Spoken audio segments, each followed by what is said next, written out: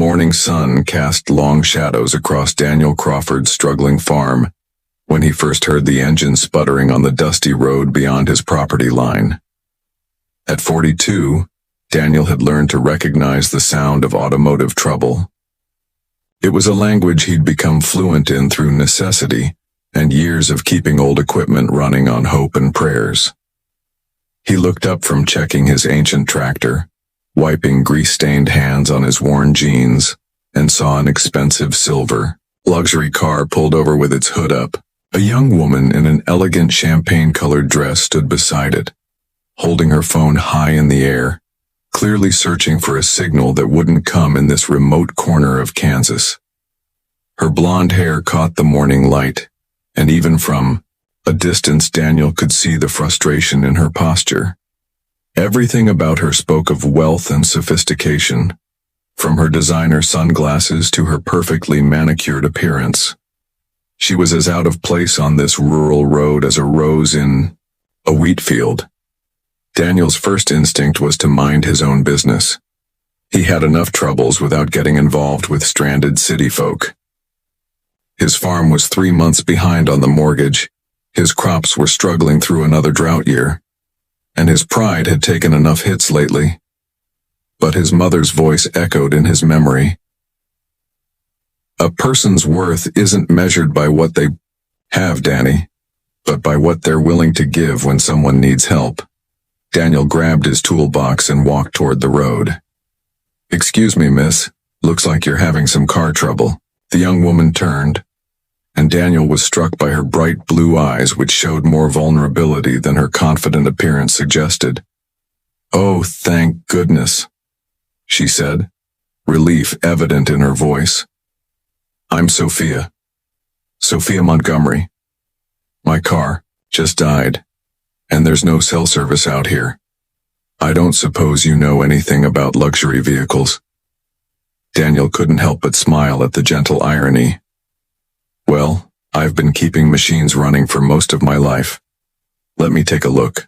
As he examined the engine, Daniel was aware of Sophia watching him work. Her phone remained in her hand, but she'd stopped trying to get a signal. "You live around here?" she asked, her tone genuinely curious rather than condescending. "Born and raised on that farm over there," Daniel said, pointing to his modest homestead. "Fourth-generation Crawford to work this land. It must be nice having such deep roots in one place." Something in her voice made Daniel glance up from the engine. "You don't sound like someone who's had that experience." Sophia was quiet for a moment. "My father and we move in circles where everyone knows your net worth before they know your name. Sometimes I wonder what it would be like to be valued for something other than my family's money." Daniel found the problem, a loose connection that had caused the electrical system to fail. As he worked to fix it, he found himself stealing glances at this unexpected visitor. "There," he said finally, closing the hood. "Try starting her up now." The engine purred to life immediately. Sophia's face lit up with genuine gratitude. "You're a miracle worker. How much do I owe you?" Daniel wiped his hands on a rag, considering. "Nothing. Just being neighborly." "Nothing?" Sophia looked genuinely confused. "But you took time from your work, used your tools. Sometimes people help because it's the right thing to do, not because there's something in it for them." For a moment, Sophia simply stared at him as if he'd spoken a foreign language. "Would you?" She hesitated. "Would you mind if I asked you something? What's it like living here? Really living here? Not just visiting?" Daniel leaned against her car, surprised by the question. "It's honest work, hard work. Some years are better than others. This year," he gestured toward his struggling fields, "this year's testing my faith pretty thoroughly." "Are you married? Family?" "Was married." She decided farm life wasn't what she wanted after all. "Can't say I blame her. It's not an easy life for everyone. Sophia nodded thoughtfully. I'm sorry. That must have been difficult. Life has a way of teaching us what we can handle and what we can't, Daniel said simply. What about you? What brings a city girl out to the middle of nowhere, Kansas? I was visiting a college friend in Topeka.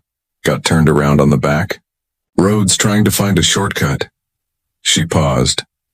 My father would have a fit if he knew I was out here alone. Protective. Controlling, Sophia corrected gently. He means well, but he sees the world as full of people who want to take advantage of our family's success. It makes it hard to know who genuinely cares about you versus who cares about what you represent. Daniel studied her face, seeing past the designer clothes to the loneliness underneath. That sounds like its own kind of prison. It is, she admitted quietly. Over the next few weeks, Daniel was surprised to find Sophia returning. She'd rent a car in town and drive out to his farm, always with some excuse. She wanted to see what rural life was really like. She was interested in sustainable farming.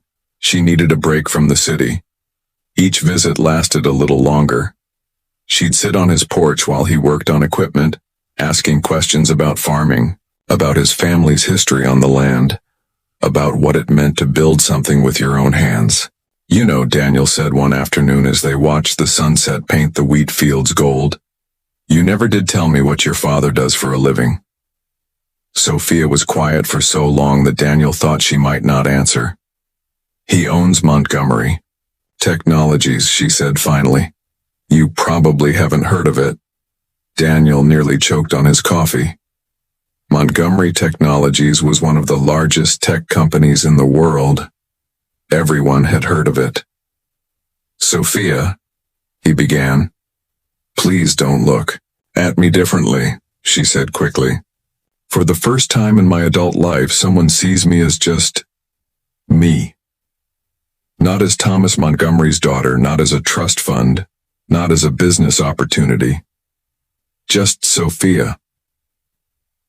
Daniel set down his coffee cup and looked at her. Really looked at her. You're still the same person who's been sitting on my porch for 3 weeks asking thoughtful questions and helping me shell peas. Your father's bank account doesn't change who you are, doesn't it? Not to me.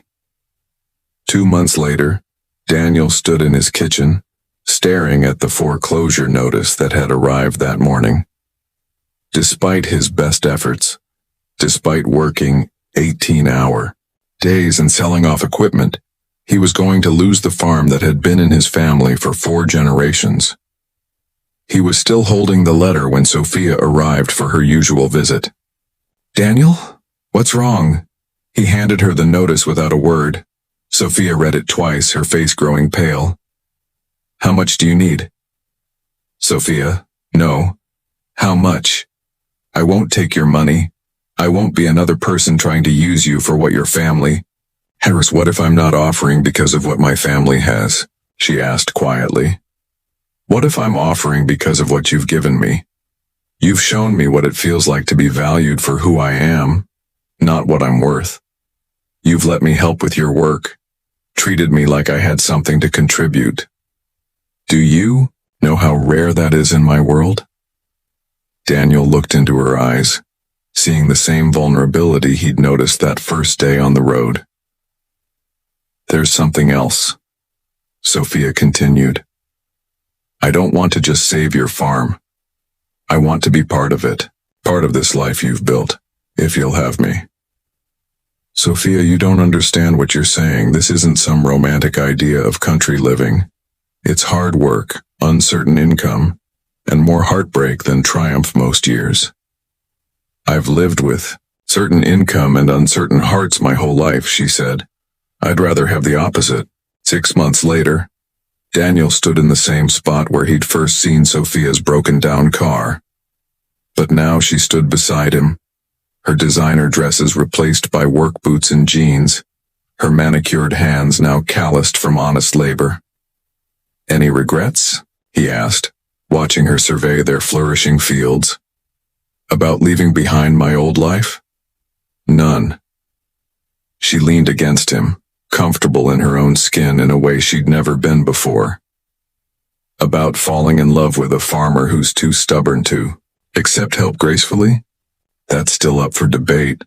Daniel laughed, pulling her closer. Your father's still not speaking to you.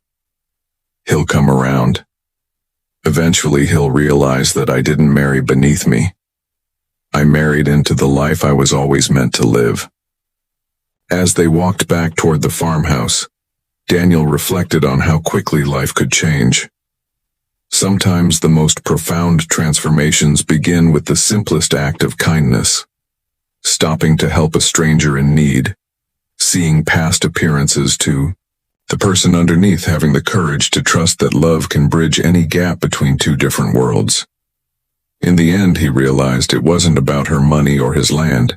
It was about two people finding in each other exactly what they'd been searching for all along.